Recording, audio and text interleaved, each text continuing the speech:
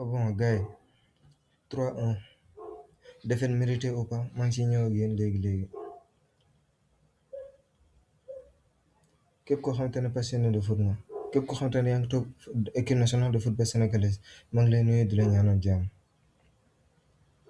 Tey suñu match contre la France ñu waroon a ñëw imposé wu wane li nga xamante ne moom lañ doon wane tamit le titre que ni nous ne sommes pas champions d'Afrique pour rien ñu ñëw yàq lépp. Pourquoi? Parce que tactique bon waaye Pape Thiaw tey franchement man chaque jour dama lay défendre chaque jour dama lay défendre mais tey t'as pas pris tes responsabilités. Déjà yaa ngi dugal Gana Gueye ak Koulibaly parce que balaa maa ñëw ci premier mi-temps ak deuxième mi-temps faaw ma ñëw ci classement bi ma ne waa d'accord peut-être ils se sentent bien ils se sentent prêts ah je sais que ne tamit enjeu match bi moo ko laajoon d'accord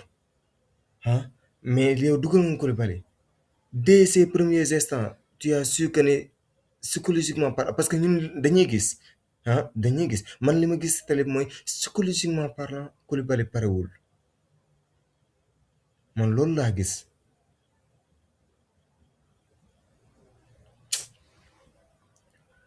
Trop d'incertitude ci contrôle yi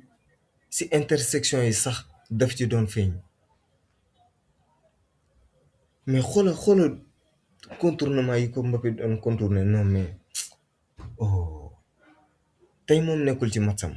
mais Pape Thiaw yow yaa ko jël ses responsabilités daal koy dugal mais pourquoi jëlaatoo sa même responsabilité yooyu ba nga gisee ne il est incertain nga génne war ko ndànk.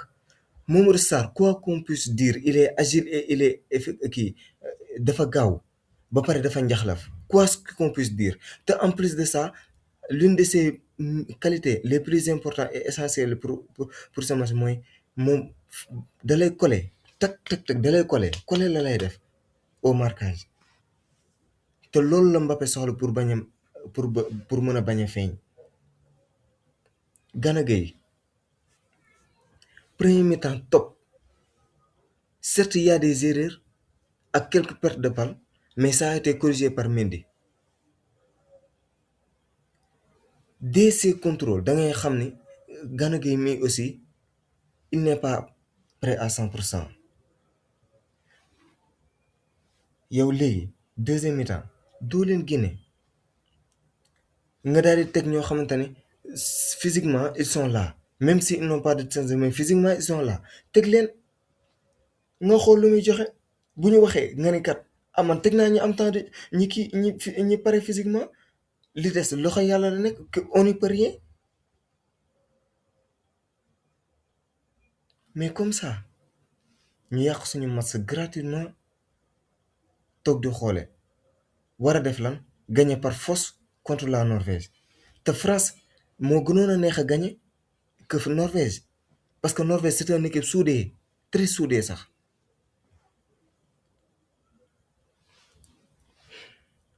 yàlla baax na bu ñu ñëwee ci premier mi-temps bi gis naa ni man dama jàpp ni il a demandé aux joueurs de rester calme et d'écouter la France. Au début je me disais que ni bu defee si les joueurs jouent comme ça rek c'est parce que peut-être dafa bëgg a fatiguer la France avant de les attaquer en deuxième mi-temps mais on n'a rien vu de tel. En premier mi-temps joué nañ nice calme nañ déglu nañ leen en plus on était clinique dans les contrôles certes Pape Gueye ak passe yu bëri yoo xamante ne doon na ko relance de à la gâchette mais certes on a bien temporisé on a aussi bien contrôlé les ballons et faire les bonnes passes en cas de transition aussi on a bien exécuté n'oublions pas on a très bien ça exécuté les phases de transition on aurait pu s'en sortir avec 2 buts en premier mi-temps voire même 3 si on a plus de chance. J'ai en tête nii balu kii bi Nicolas Jackson bi ak Ismaïla Sarr ñu ñëw en deuxième mi-temps on a tout gâché tout des contrôles ratés des pertes de balles inutiles Pape Gueye tey tu as tout gâché ba pare en plus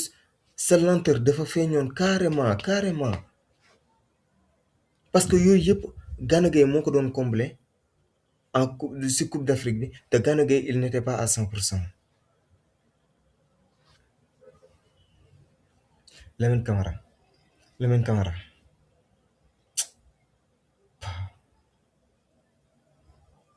ba tey man si man des na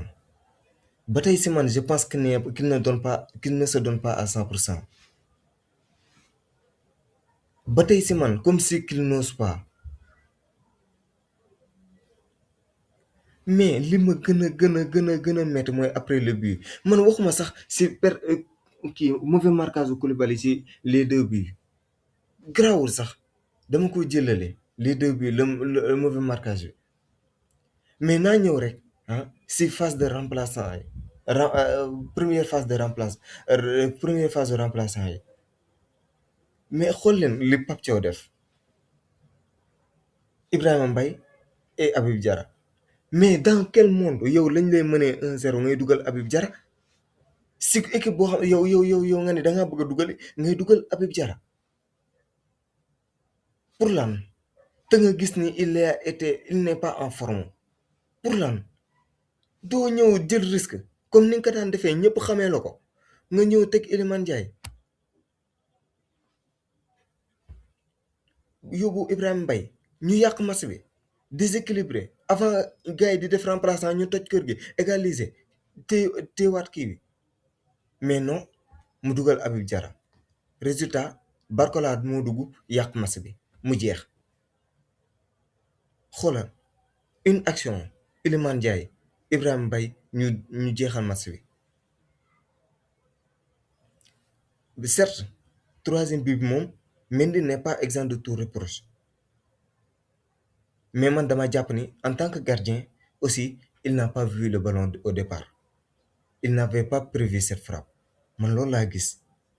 ku nekk nag ak sa gis-gis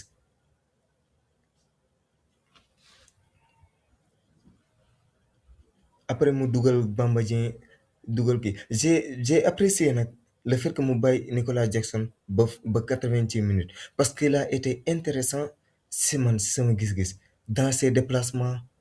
ak dans son implication il a même d'ailleurs marqué un but qui a été refusé par malchance parce que son appel était bon c'est juste que le timing a faussé.